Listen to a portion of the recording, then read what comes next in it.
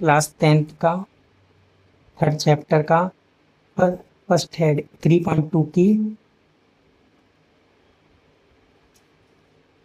First heading का question है। इसको प्रतिस्थापन विधि द्वारा हल करना है। तो इसको सबसे इजी तरीके से समझाऊंगा। जैसे ये समीकरण 1 है और ये समीकरण 2 है। फर्स्ट हेडिंग का क्वेश्चन है, कौन सी विधि है हमारी? प्रतिस्थापन विधि।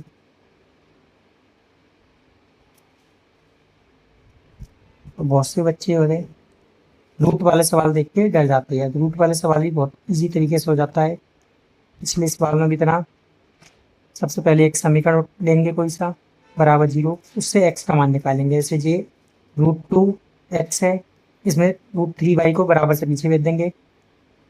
√3y पीछे जाएगा, 0 को होता है वो हट जाता है, तो माइनस का √3y, प्लस की संख्या माइनस चली गई। अब x के वाले में √2 है, उसको बट्टे में रख देंगे। x बराबर √3 माइनस का बट्टे में √2, इसको बना लेते हैं हम समीकरण 3।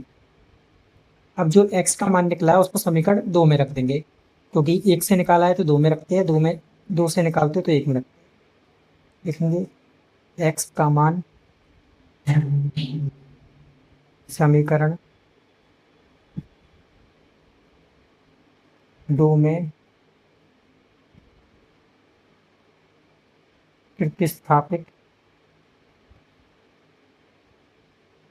करने पर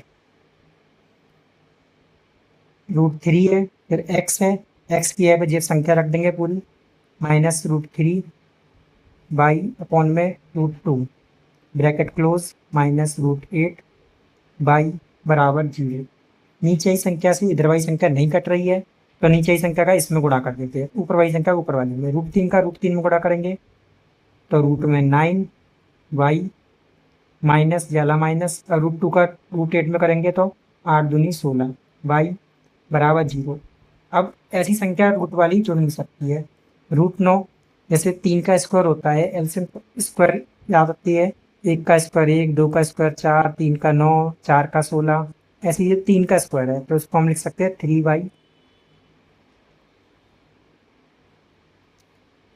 √9 था, √9 बाई माइनस √16y बराबर 0। 9 होता है वो 3 का स्क्वायर होता है, और 16 होता है 4 का स्क्वायर होता है। जैसे 2 का स्क्वायर 4, 3 का स्क्वायर 9, 4 का 16, तो इसको हम लिख सकते हैं 4y बराबर 0। अब 4y और 3y जुड़ जाएंगे, दोनों माइनस किया तो माइनस के 7y बराबर 0। अब 7 गुणा वाली संख्या बट्टे में चली जाती है, y बराबर 0 बट्टे -7। 7 किसी भी संख्या का 0 में भाग देते हैं तो वो 0 आ जाता है। ये पहला आंसर हो गया। अब y का मान समीकरण 3 में रख सकते हैं, उसमें किसी में भी रख सकते हैं, फर्स्ट सेकंड थर्ड किसी में भी। तो y का मान समीकरण 3 में रखने पर, दूसरी बार किसी में भी रख सकते हैं, पहली बार जिससे निकालते हैं उसमें नहीं रख सकते, दूसरे में रखते हैं, रखने पर। अब 3 वाला हमारा समीकरण था x बराबर -√3 y बट्टे में √2, x बराबर -√3 गुणा में 0 रख देंगे, बट्टे में √2 है। अब 0 को किसी भी संख्या में गुणा करते हैं तो कितना आता है हमारा? 0 ही आता है, तो x बराबर 0 हो जाएगा।